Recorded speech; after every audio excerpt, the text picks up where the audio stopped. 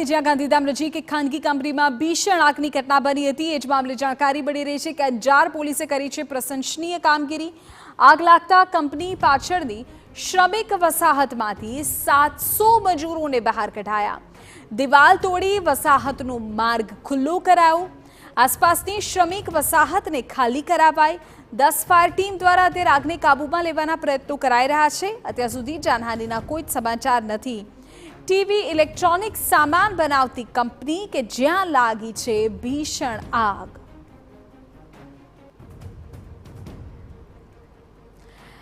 તો મહત્વપૂર્ણ જાણકારી એક તો અત્યારે મળી રહી છે કે આસપાસ જે શ્રમિકોની વસાહત આવેલી છે ત્યાં દિવાલ તોડીને લોકોનો જીવ બચે એ પ્રકારના સીધા પ્રયત્નો કર્યા હતા। તમે જુઓ જે પ્રકારે લોકોને બચાવવામાં આવ્યા, ઢોરને બચાવવામાં આવ્યા, હજુ પણ આ આગ છે તે લાગેલી જ છે। ફાયર વિભાગ સતત કાર્યરત છે। ભીષણ આગ છે આ।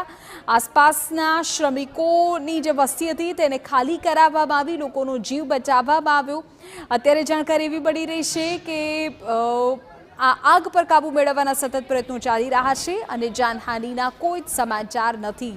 ઇલેક્ટ્રોનિક સામાન બનાવતી આ કંપની કે જ્યાં લાગી ગઈ ભીષણ આગ અને આ તમામની વચ્ચે અંજાર પોલીસ દ્વારા એક પ્રશંસનીય કામગીરી કરવામાં આવી, કારણ કે જેવી આગ લાગી કંપનીની પાછળની શ્રમિક વસાહત જે છે ત્યાંથી બહાર નીકળવા માટે, મજૂરોને બહાર કાઢવા માટે દિવાલ જે હતી તેને તોડી દેવામાં આવી, રસ્તો ખુલ્લો કરવામાં આવ્યો અને 700 મજૂરોનો જીવ બચાવવામાં આવ્યો।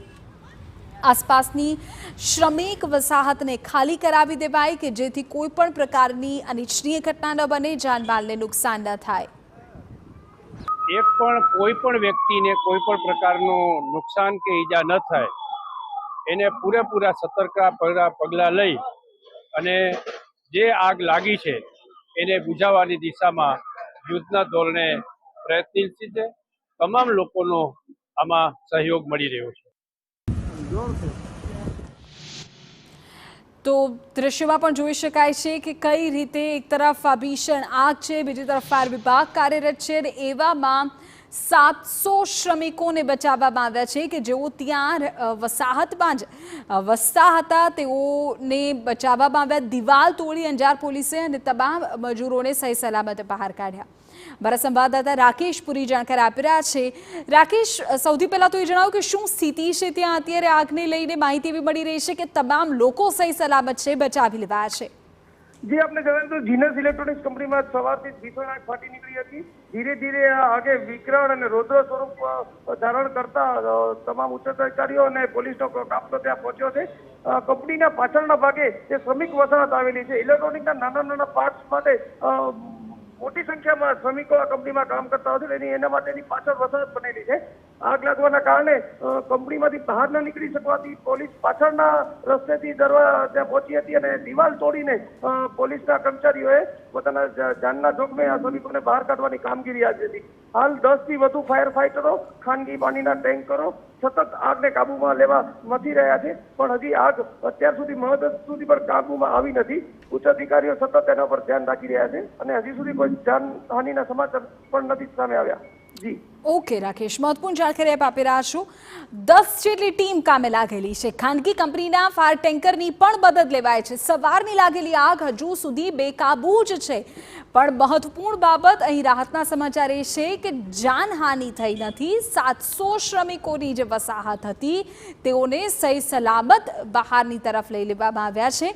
દૃશ્યોમાં પણ જોઈ શકાય છે અંજાર પોલીસે દિવાલ તોડીને તમામને બચાવ્યા હતા કે જે ત્યાં કંપનીમાં કામ કરતા હતા। પાછળની તરફ આખી વસાહત આવેલી હતી। એ શ્રમિકો કે જેઓ આગળની તરફથી નીકળી શકે એવી શક્યતાઓ જ ન હોવાને કારણે દિવાલ તોડવામાં આવી અને તમામ શ્રમિકોને બહાર કાઢી દેવાયા છે। લોકો સહી સલામત છે। અત્યારે માર્ગ ખુલ્લો કરી દેવાયો છે। જોકે હજુ પણ આ આગ તો બેકાબુ જ છે।